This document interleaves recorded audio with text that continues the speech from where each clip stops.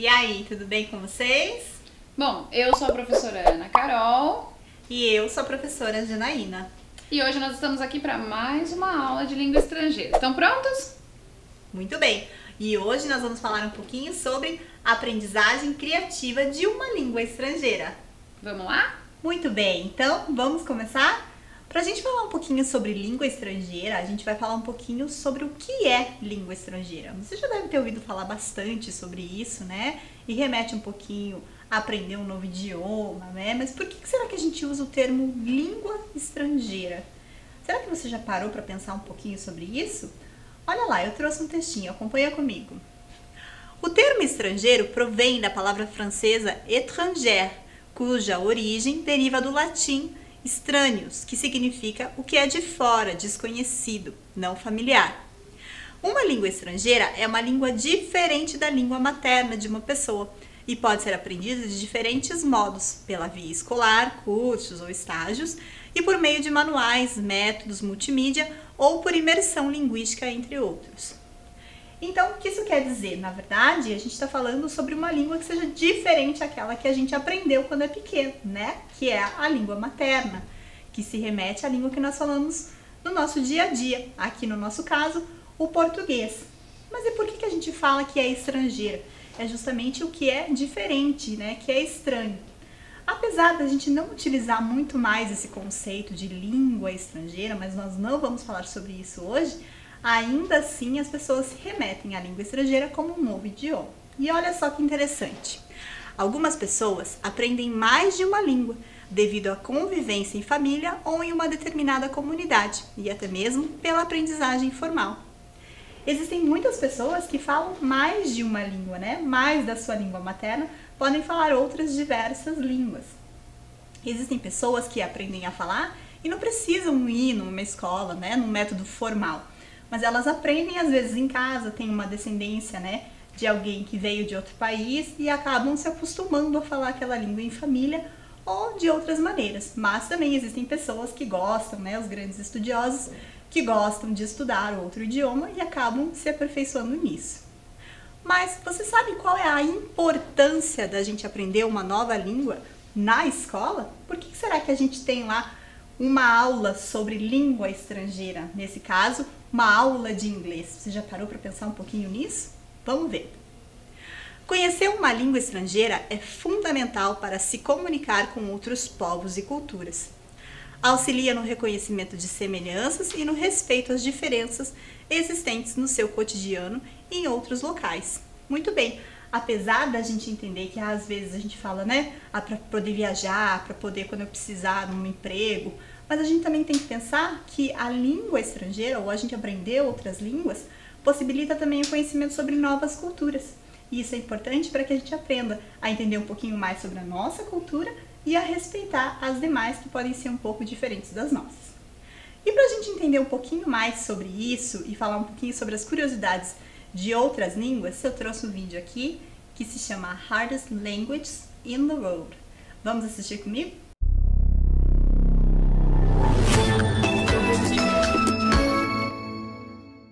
Hardest languages in the world. In today's world, there are around 6,500 spoken languages, varying depending on countries, continent, and even cultures. You might know that many countries in Latin America speak Spanish, but not all of them speak the same dialect or with the same accent. So, which language of these 6,500 is the hardest in the world? Welcome to Curious Minds, and today we present you our countdown of the hardest languages in the world. Make sure to subscribe to our channel and turn notifications on for more fantastic content like today. Without further ado, let's begin with our video. Number 1. Finnish. Finnish takes confusing grammar to new extremes. While English and Finnish have similar lettering and pronunciation, the grammar makes up for any similarities elsewhere. Let's take the Finnish equivalent of the English sentence, I like you, as an example. The English is simple because you place one word after the other, with no alterations to the root nouns or verbs. In Finnish, the translation is Minä pidän sinusta. Yet, to correctly translate this sentence into Finnish, you need first to understand how verbs are conjugated. The word pidän that you see is actually a form of a word pitää, which is a verb affected by consonant gradation. Wait, that's not all. This word has up to 46 synonyms and can mean to hold, to grasp, to keep, to take, to like, to be fond of, etc. Word pata requires the noun in the elative case. Thus, you must know about the case system and how the pronouns are declined. Fun, right? Number 2. Mandarin. Mandarin is a language within the Chinese language group and is the most spoken language in the world. For an English speaker, mastering Mandarin is a tall order. Thanks to it being a tonal language, every sound in Mandarin's phonetic transcription system, pinyin, has 4 distinct pronunciations. Chinese is a language rich in homophones and full of idioms and aphorisms picked up throughout its long history. And Mandarin becomes arguably the most difficult language in the world for an English speaker to learn. Number 3.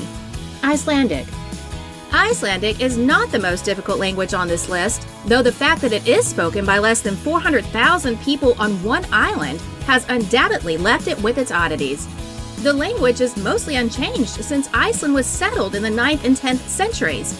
Rather than assuming foreign words were new concepts, Icelandic instead opts to coin new words by giving new meanings to old words. All of this makes learning Icelandic a challenge, as if you want to be fluent, you need to be in Iceland instead of learning remotely. Number 4. Polish. Bringing up the rear with a familiar alphabet in a tame 7 cases is Polish. While it is not an easy language to learn, it is a little less mind-boggling than the others, though you still have an extremely complicated gender system to contend with. What groups all these languages together is their relative lack of connection to the English language. Taking on the extra challenge of languages like these put you in a perfect position to become a translator in a less competitive and higher-paid language pair. Number 5. Russian. Coming in the 5th place of our list, we have Russian. Russian is a Slavic language, the 7th most spoken language in the world by the total number of speakers, which, unfortunately, does not make the task of learning Russian much easier.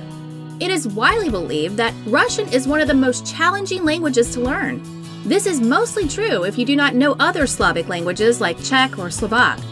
The grammar rules in Russian are very complex and have numerous exceptions. Also, many learners struggle with the pronunciation. The stress in words is largely unpredictable and not marked in writing, while there are multiple homonyms. You need to differentiate between the so-called hard and soft sounds in the Russian language. The need to learn the Russian alphabet serves as yet another obstacle for many people who would like to learn the language. They might be surprised to know that the Russian alphabet takes only about 10 hours to learn. So, what do you think of the hardest languages in the world? Do you happen to know any of these? Or working hard on learning one right now? E aí, gostou do vídeo? Viu como tem línguas bem complexas? Falando em línguas complexas, que tal a gente conversar um pouco então sobre uma história bem legal, que é nada mais, nada menos do que a história da língua portuguesa. Vamos conhecer um pouquinho como é que essa língua chegou, né? Nossa língua materna, falar um pouco sobre ela, entender, né? Bem rapidinho, vou te contar aí o percurso histórico da nossa língua. Antes da gente começar, você sabia que com cerca de 250 milhões de falantes, a língua portuguesa é atualmente a 5ª língua mais falada no mundo e tem a sua origem no latim? Você sabia que a nossa língua é a 5ª mais falada no mundo? Aposto que você ficou agora surpreso, né? Achando que eram outras línguas. Nada, olha lá, a língua portuguesa é a 5ª, né? Então só 4 antes da nossa que são mais faladas aí. E teve a sua origem no latim. Talvez você já tenha ouvido falar aí ao longo das suas aulas, ao longo das suas leituras e estudos, né? Olha lá então, tudo começou, na verdade, lá na Península Ibérica. Então trouxe lá um mapa para você dar uma olhada, um mapa que está em inglês, ok? E aí o que aconteceu? O latim era a língua oficial do Império Romano. E aí esse império se expandiu, né? Então ele era um império que estava sempre em expansão. E no início do século III a.C., o latim espalhou-se por toda a Península Ibérica. Então olha só, por conta, né, do povo que vivia aí em expansão, com as suas ideias de sempre aumentar o seu território, a língua, claro, passou então a ser difundida mais rapidamente, e aí passou então a ser a oficial. Aí a gente vai ver lá, ó, que no século VIII a Península Ibérica foi invadida pelos árabes. E aí eles deixaram uma forte marca cultural e linguística, né? O Império Otomano, como é chamado, ficou bastante tempo aí também e tem muita influência, inclusive, no nosso dia a dia. Depois você vai perceber algumas questões aí que a gente vai trazer. Bom, esse foi lá o comecinho de tudo, né? Então a gente viu lá como é que deu o start, como é que a coisa começou. Aí, um belo dia, o que aconteceu aí com as grandes navegações, né? Com a gente começando a explorar novos mundos, a língua embarcou em uma caravela. Então lembra lá, né? Os portugueses fazendo aí as suas grandes navegações, o objetivo de ir às Índias, né? Para buscar aí as especiarias. Então, num momento, chegaram aqui ao Brasil, né? Encontraram essa terra que estava aqui e aí, claro, quando chegaram aqui, deram de cara também com os povos indígenas e aí começou esse processo que você já conhece, e aí se ainda não conhece, vai também se aprofundar aí nas aulas de história. Se ficou curioso, quando estiver navegando na internet, vai procurar um pouco aprender sobre a chegada dos portugueses, como foi esse processo, né? Como foi esse primeiro contato com os indígenas. Claro que se chegaram ao Brasil e tiveram contato com os indígenas, deram de cara com essa língua. Afinal de contas, os indígenas já se comunicavam, né? Eles não estavam ali sem conversar, sem ter o seu sistema de comunicação. Claro que tinham, a comunicação deles também existia. E se dava por meio do tupi, né? Que era uma das línguas que tinha. Lembra lá que são várias tribos diferentes. E se há muitas tribos diferentes, culturas diferentes e também línguas diferentes. A primeira que tiveram contato foi o tupi. E deixou para nós muita herança que a gente até hoje está usando. A primeira delas, olha lá, bem conhecida, né? Pipoca. Pipoca, na verdade, é a reprodução do som mesmo, né? Que o milho faz quando está estourando. É o que a gente chama de onomatopeia na língua portuguesa. Então, a reprodução desse som é que deu o nome e a origem da palavra pipoca, né? Lá com os indígenas. Legal, né? A outra também desse animal tão lindo, né? A arara. Então, a arara também é uma palavra de origem lá dos indígenas, do tupi. Tem mais uma também, que é o açaí. Você gosta de açaí? Eu não gosto muito, mas o pessoal tem consumido bastante por aí, né? Então, também açaí, a palavra tem origem lá, é um termo do tupi. Viu só? Tem muitas outras. Se você for pesquisar depois, vai ver que existem uma infinidade de palavras que nós utilizamos no nosso dia a dia que são aí uma herança dos indígenas. Aí, claro, né, a gente vai ter também as línguas africanas tão importantes, né, provenientes dos povos que eram escravizados e que também influenciaram a língua portuguesa. Ora, não podia ser diferente, né? Esse povo que infelizmente foi trazido em situação tão difícil para o nosso país, para serem escravos, junto consigo trouxeram a sua riqueza cultural, né? Então, junto com essa riqueza cultural de tantas coisas que nós temos aí no nosso dia a dia, a língua não ficou de fora. Quer ver quanta influência tem aí desse povo africano na nossa vida? Então, olha lá, só três exemplos aí a gente trouxe. Primeiro que é o cafuné, né? Quem não gosta de um bom cafuné, eu adoro. O fubá, olha só, então a palavra fubá, né, esse milho aí moído que dá origem a essa espécie de farinha um pouco mais grossa. E também a palavra moleque, tão utilizada em todas as regiões do país, né, em alguns lugares um pouco mais, em outros um pouco menos, mas é uma palavra que a gente já conhece bem, né, a palavra moleque. Também, quando for pesquisar, se ficar curioso, você vai descobrir um grande número de palavras aí que também são de origem africana, que vieram com esse povo aí, são herança cultural que foi trazida para nós.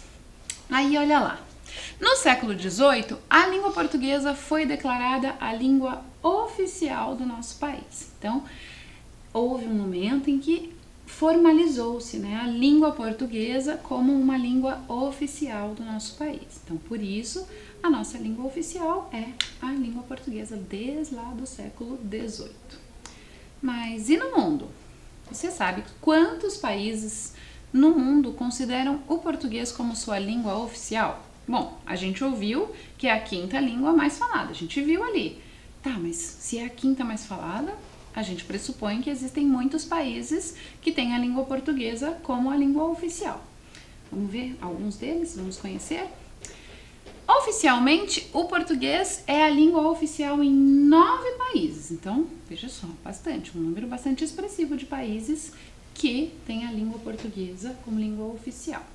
Vale lembrar aqui que cada língua tem a sua particularidade, cada região tem a sua particularidade. É só a gente dar uma circulada aqui dentro do Brasil mesmo.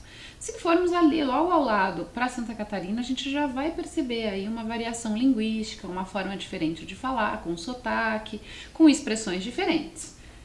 Com a língua portuguesa é a mesma coisa, né? Ela sofre a influência desses povos, da cultura de cada povo e por isso tem as suas particularidades. Então, claro que a gente vai compreender boa parte do que é dito nesses 9 países aí que a gente já vai conhecer, mas a gente também vai ver que tem algumas particularidades em cada lugar que fazem com que ela seja um pouco diferente da nossa. A questão do sotaque, das expressões que são utilizadas, o nome que se dá às coisas, né?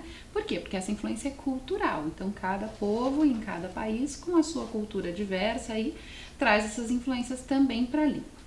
Vamos dar uma olhada, então, nesses 9 países que fazem aí o uso da língua portuguesa como língua oficial? Olha lá então, presta atenção com cuidado aí no mapa mundi que eu vou te mostrar as regiões, né, os locais onde a língua portuguesa é falada. Então a gente vai ter lá, né, o Brasil, a gente vai ver lá aquela região lá no canto da Europa, Portugal, né? Vamos ter a África, então a gente vai ver que a África aí com vários países falando língua portuguesa. E ali na Indonésia também a gente vai ver que tem um país que também tem a língua portuguesa como oficial. Viu lá no grande, né, no mapa maior. Então vamos dar um zoom aí em cada região para você conhecer melhor. Olha lá, primeiro Brasil e Portugal, né? Fique atento lá quando estiver olhando para os mapas que todos estão em língua inglesa, né? Em inglês. Então você vai ver aí que a grafia das palavras é diferente justamente porque está em outra língua.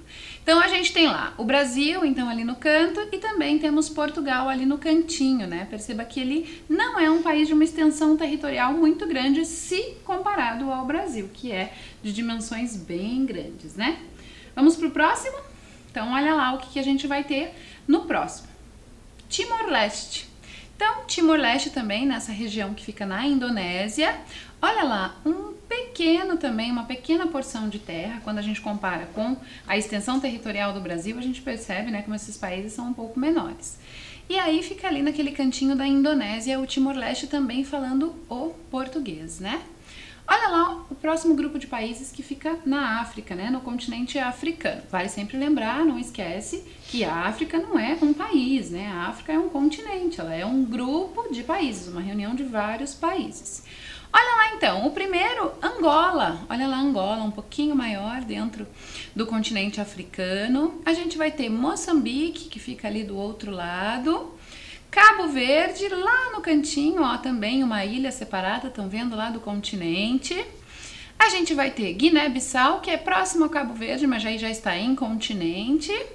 Vamos ter Guiné Equatorial, ó, que vem mais para cá no cantinho do mapa. E São Tomé Príncipe, que também é uma ilha ali separadinha, mas que faz parte do continente africano. Então, viu só?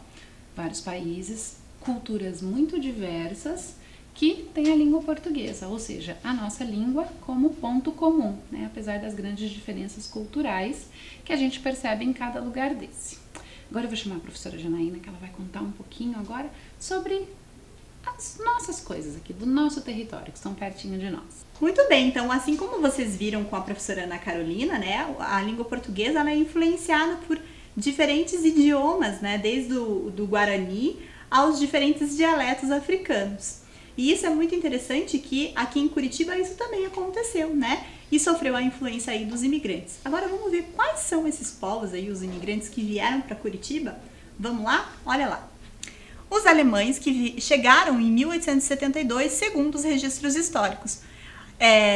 E eles já eram, a sua presença no núcleo urbano já era notável, né?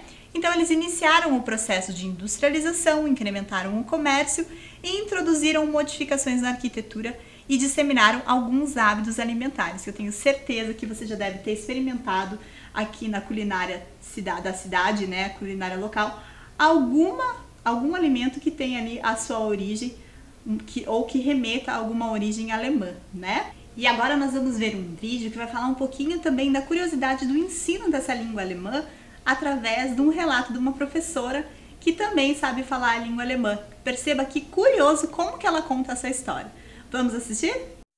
Hallo, wie geht es euch? Isso significa, alô, como vocês estão? Só que falado em alemão. Então, será que eu nasci na Alemanha ou morei na Alemanha? Na verdade, não. Eu nasci no Brasil, no Rio Grande do Sul, numa colônia de alemães chamada Colônia Nova, que fica no município de Aceguá. Eu sou bem brasileira e sou muito orgulhosa por causa disso. Lá na colônia onde eu morava, todo mundo falava alemão, ou muita gente. Meus pais falavam alemão, meus parentes, amigos, e assim a gente aprendeu a falar alemão desde pequeno. Eu aprendi a falar português com quase 7 anos, quando já estava na primeira série, aprendendo a ler e a escrever. Atualmente moro no Paraná há mais de 20 anos. Tenho uma família e na minha casa também falamos em alemão para que as minhas filhas também aprendam. Então eu quero incentivá-los, se vocês tiverem oportunidade de aprender uma língua estrangeira, aproveitem, que vale muito a pena. E aí, vocês viram que curioso, né, esse depoimento da professora Rosânia, porque justamente é isso que nós estávamos falando antes, no comecinho, né, sobre a gente aprender um novo idioma, mas ela acabou aprendendo em casa. Então, olha só, ela falou que aprendeu até mesmo falar o alemão antes de aprender o português, que foi na escola, né? Muito interessante. Muito bem, outro povo que veio e colonizou aqui a nossa cidade foram os poloneses. Olha lá, chegaram em 1871 e criaram as colônias de Tomás Coelho, que hoje é conhecida como Araucária, Murici, a região de São José dos Pinhais, Santa Cândida, o Orleans, a Laminha, o Pilarzinho e o Abrantes. E eles atuavam basicamente na lavoura e no comércio. Hoje formam em Curitiba a maior colônia polonesa no Brasil. E uma forma de homenagear foi feito aí, né, esse bosque que a maioria dos curitibanos conhece, que é o Bosque João Paulo II. E é apelidado carinhosamente de Bosque do Papo. Muito bem, vamos ver outro povo que também colonizou aqui a nossa região. Foram os italianos. Eles chegaram em Curitiba em 1872 e em 1878 criaram a colônia de Santa Felicidade. Os italianos oriundos do norte da Itália eram, em sua maioria, operários, artesãos, profissionais especializados e comerciantes. Já os italianos do sul dedicavam-se à lavoura e introduziram novos implementos agrícolas. Assim como os poloneses, eles vinham à cidade em carroças para comercializar as suas produções de hortaliça. E hoje, provavelmente, você já deve ter visitado, se não visitou, aproveite para visitar Santa Felicidade, que é um grande polo gastronômico da nossa cidade. Muito bem, vamos para o próximo povo? O próximo povo imigrante que veio a Curitiba foram os ucranianos. Os ucranianos vieram em 1895 e eles estabeleceram-se no campo da Galícia e foram expandindo as suas propriedades ao longo da atual Avenida Cândido Hartmann e por todo o bairro do Bigorria. E existe também um parque, né, que foi construído um memorial em homenagem aos ucranianos, que é muito bonito e vale a pena também ser conferido. Se você não conhece, é uma grande oportunidade para conhecer. Muito bem, o próximo povo que nós vamos falar são os japoneses. Os japoneses marcaram presença em Curitiba a partir de 1915 com a chegada de Mizuno Ryu. Em 1924, deslocaram-se para cá em maior número e fixaram-se na cidade e redondezas, especialmente nos bairros Uberaba, Campo Comprido, Santa Felicidade e no município de Araucária. E assim como aos outros povos, também existe a Praça do Japão, que foi construída para homenagear também este povo. E por último, nós vamos falar sobre os sírios e libaneses, que no início do século XX estabeleceram-se no comércio de roupas, sapatos, tecidos e armarinhos. E em função das características de suas lojas, ocuparam a área central da cidade. E os primeiros imigrantes vendiam as novidades às colônias mais distantes, viajando em lombo de burro e batendo de porta em porta. E hoje em dia existe também o Memorial Árabe bem no centro da cidade, que provavelmente você deve conhecer. Se não conhece, também é uma ótima oportunidade para que você possa passar por ali e perceber que existe essa homenagem aí aos sírios e libaneses. Muito bem, mais palavras sempre vão chegando, né? Mais palavras estrangeiras vão chegando de todos os lugares ao gosto do freguês e vão se incorporando ao nosso idioma, ou seja, cada vez mais vão surgindo palavras que vêm de outros idiomas e que se incorporam ao nosso português. Vamos ver alguns exemplos de palavras em outros idiomas que a gente usa no nosso cotidiano? Olha lá. A palavra tricô, que vem do francês, que na verdade ela se pronuncia da mesma maneira, né? Tricô, mas ela se escreve um pouquinho diferente. Você já sabia que tricô vinha do francês?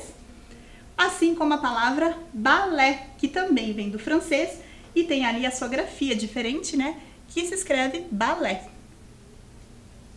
A palavra videogame, que vem do inglês videogame, mas a escrita também é a mesma.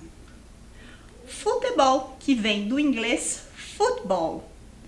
Tem um pouquinho de diferença, mas o som também continua sendo parecido. E você já ouviu falar na selfie? Muito bem, a selfie é uma palavra também que vem do idioma inglês.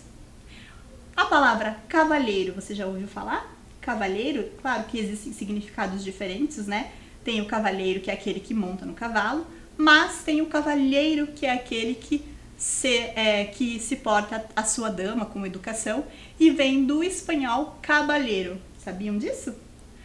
Outra palavra também que vem do espanhol é granizo. Sabe quando cai aquela chuva de granizo, que caem aquelas bolas de gelo?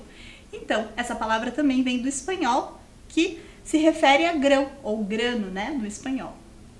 Nós temos também o novilho, que vem do espanhol novillo, certo? Que seria o boi novo.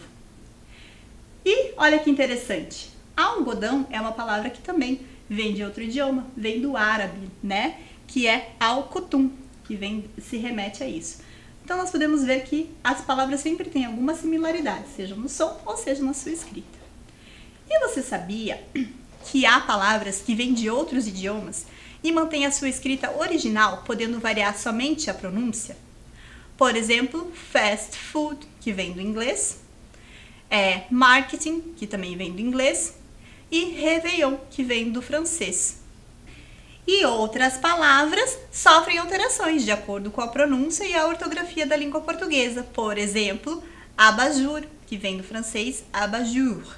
Stress, que vem do inglês stress. E futebol, que vem do inglês football, né? Então existe também essa diferença na ortografia na hora de escrever, como eu já tinha dito, ou essas palavras têm uma semelhança ali na sonoridade ou na escrita. E para pensar um pouquinho, você já pensou na importância do contexto para a gente compreender uma palavra? Muitas vezes a gente usa uma palavra, mas não sabe muito bem o significado. Mas se a gente pensar um pouquinho no contexto, a gente consegue entender sem mesmo saber o significado da palavra. E isso, na língua portuguesa, se chama polissemia. Olha lá, é um fenômeno linguístico caracterizado pela existência de um termo que apresenta mais de um significado. A palavra língua, por exemplo, pode significar um órgão ou um idioma, de acordo com o contexto em que é empregado. Então, uma palavra pode ter diferentes significados, não é mesmo?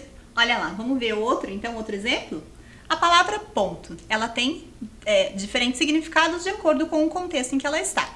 Ela pode ser period, um ponto em uma frase. Ela pode ser a palavra stop, que é o ponto, né, a parada no meio de transporte. Ela pode ser stitch, que é um ponto, um ferimento, né, quando a gente tem um ferimento e vai fazer um ponto. Ou ela pode ser o dot, que é o ponto, uma mancha pequena, né? Às vezes você tem em algum lugar alguma mancha que pode ser chamada de dot. E aqui nós temos um exemplo, então, de charge, né? Que também tem ali uma polissemia, que é a gente falar em rede social. Nós não estamos nos remetendo, né, a uma linguagem da informática, né? O chamado internetês, mas dependendo do contexto, ela também pode ser inserida de outra maneira, né? Que ali nessa charge coloca ali que a rede social aqui em casa é outra coisa, que é a pessoa com uma rede cheia de pessoas, né? Então, a família ali no caso, né? Então, é sempre bom a gente pensar e lembrar que as palavras, dependendo do contexto, elas podem ter sim o seu significado modificado, ok? Muito bem, vamos para as nossas atividades? E para fazer isso, eu vou chamar de novo a professora Ana Carolina para me acompanhar. Pronto, professora, para a gente iniciar as atividades? Uhum. Então, olha só. Em inglês, a gente também vai ter polissemia, porque a gente tem uma mesma palavra com uma mesma grafia que pode ser utilizada em contextos diferentes, né? Então, ela vai ter significados diferentes dependendo de como eu as utilizo. Então, essa é a atividade, é pensar nos diferentes sentidos para algumas palavras que nós vamos mostrar. Então, a gente vai pôr uma palavra na tela e aí você vai começar a pensar, será que eu já vi essa palavra? Eu conheço? De que forma eu conheço? Qual será a forma como eu já escutei? E aí depois, claro, a gente vai ajudar você e vai mostrar quais são essas diferenças aí com cada um. Olha lá a primeira delas, prof. Like. Consegue pensar em diferentes formas de utilizar like? Eu consigo imaginar, sim, mas eu não sei se são todas as formas que você colocou aqui, né? Será que são todas?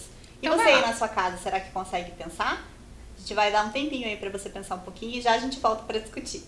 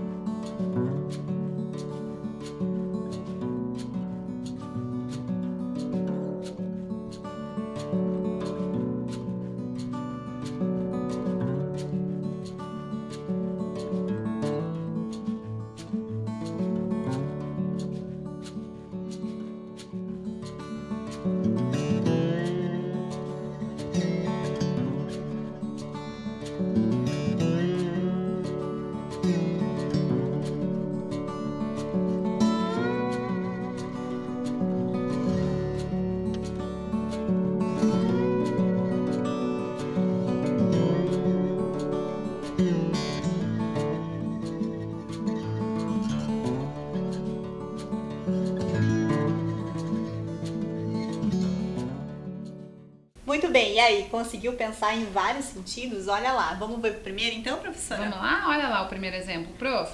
I like to play video game.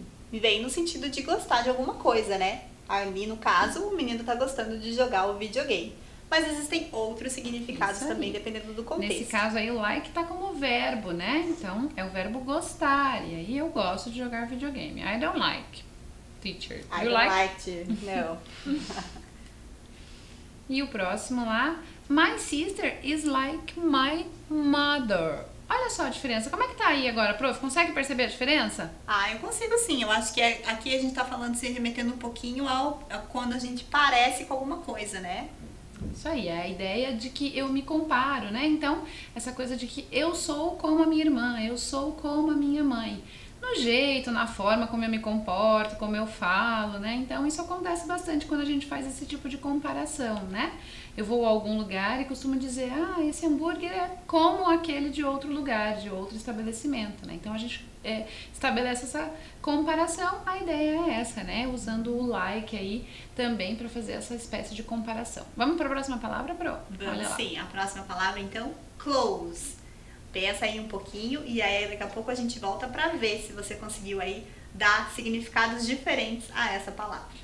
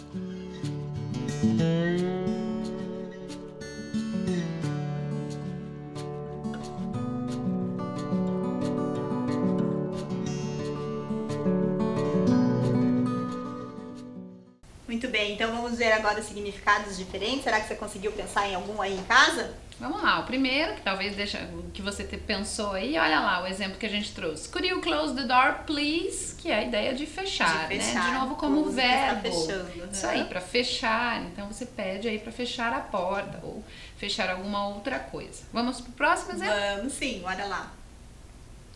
I'm very close to my students. Ou esse significado do close quer dizer que eu estou próximo, né?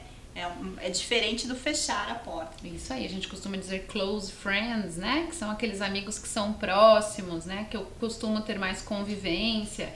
Então aí o close entra com outro significado, que é essa ideia de proximidade, de afetividade, né? De afinidade com pessoas mais próximas, ou diferenciando daquelas com quem eu converso, tenho alguma amizade, mas são mais distantes, não são close, né? Vamos para a próxima palavra, Pro? Vamos lá. Então vamos lá. Olha lá, a próxima é hard. Será que você aí em casa consegue pensar também outros significados de diferentes contextos? Pensa aí um pouquinho e a gente já volta para falar um pouquinho mais sobre o hard.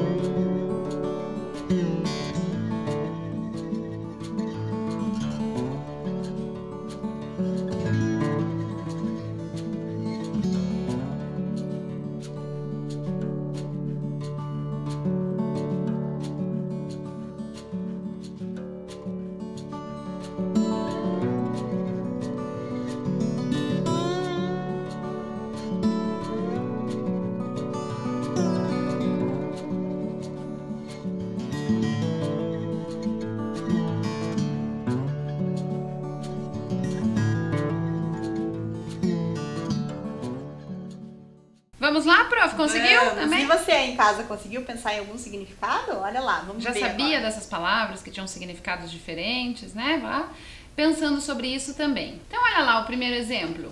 Don't be too hard on him. He's new in the job. Então, essa ideia, né, prof, de não seja tão duro, não seja tão exigente, né? Então, é uma forma de dizer para que você não seja tão duro no sentido de não seja tão exigente, tenha um pouco de calma, né? Nesse caso aqui, dizendo que ele é novo no trabalho, que por isso a gente precisa ter paciência. É essa ideia aí de você não ser tão exigente, tão pegar no pé de uma pessoa que de repente é nova fazendo alguma coisa ou é muito jovem, né? A gente costuma utilizar dentro desse contexto. Vamos ver outra, prof? Vamos lá.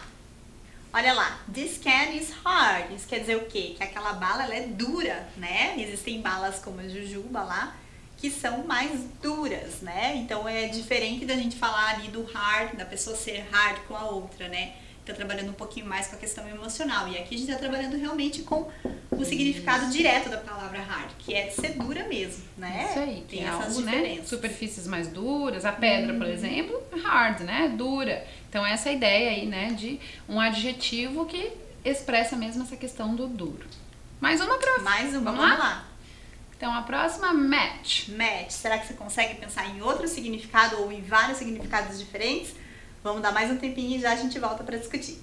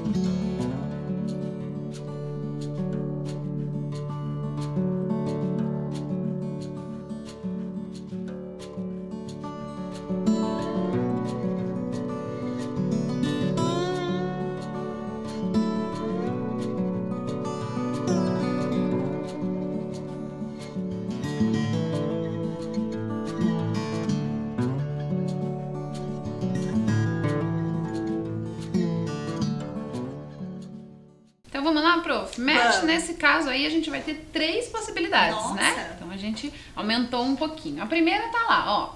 A box of matches, prof. Então, dos fósforos, né? isso aí, que daí dá nome a um objeto, né? Que nesse caso, fósforos. Olha lá, outra opção. Your socks don't match, quer dizer que você não tá combinando aí as suas meias, no sentido de combinar, né? Isso aí, então aqui já um outro significado, né? A primeira, fósforo, a segunda é essa ideia de que não combina ou combina, né? E aí a gente tem a mais conhecida, Comum, talvez, né? Que é Tênis match, que é uma partida de tênis, no caso do tênis, né? Mas poderia ser outro jogo, isso né? aí, se refere a uma partida de algum tipo de jogo, né? De algum tipo de esporte ou de atividade de jogo que seja. Vamos para mais uma, professora? Vamos, olha lá. A próxima, então, space. Será que você consegue pensar em algum outro significado aí em diferentes contextos? Mais um tempinho e já a gente volta. Vamos lá.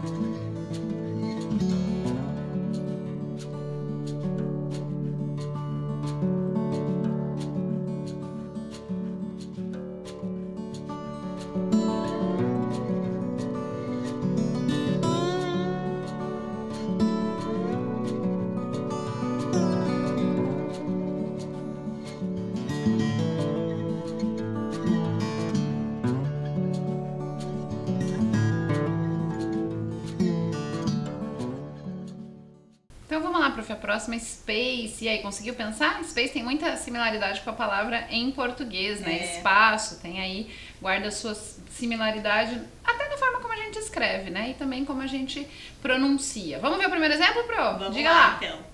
We need more space for children to play in. Então, quer dizer, no sentido mesmo de espaço, né? Espaço físico que a gente está falando. As crianças, então, precisam de mais espaço para brincar. Isso aí. É e a esse próxima, sentido. que Olha lá deve a ser a que próxima. você também deve ter pensado, a mais comum, que é Space Travel, né? Que é a viagem espacial. Aí que tá Isso. tão na moda, todo mundo fala tanto, né? As pessoas Que é têm do ido espaço viajar. sideral. Isso aí, se relacionar ao espaço. E você já imaginou quantas outras palavras também podem ter significados diferentes aí em inglês e também em português, né? Ou imaginava que teriam tantas palavras assim, utilizando essa polissemia? Isso aí, É muito depois você pode interessante, discutir né? com os colegas, pesquisar um pouco, você vai ver que tem muitas É. outras que, em diferentes contextos, têm diferentes significados. Verdade. Bom, prof, nossa aula tá terminando, né? Espero que vocês tenham gostado, né? E quando puderem, aí, como a professora Ana Carol falou, multipliquem aí o conhecimento, conversem com as pessoas, falem sobre o que vocês aprenderam. E pode até, quem sabe, se tornar uma brincadeira, a brincadeira da polissemia, tentar achar palavras que tenham diferentes significados. Isso aí, boa Certo? ideia. Fiquem bem, se cuidem. Tchau, tchau. Bye, bye!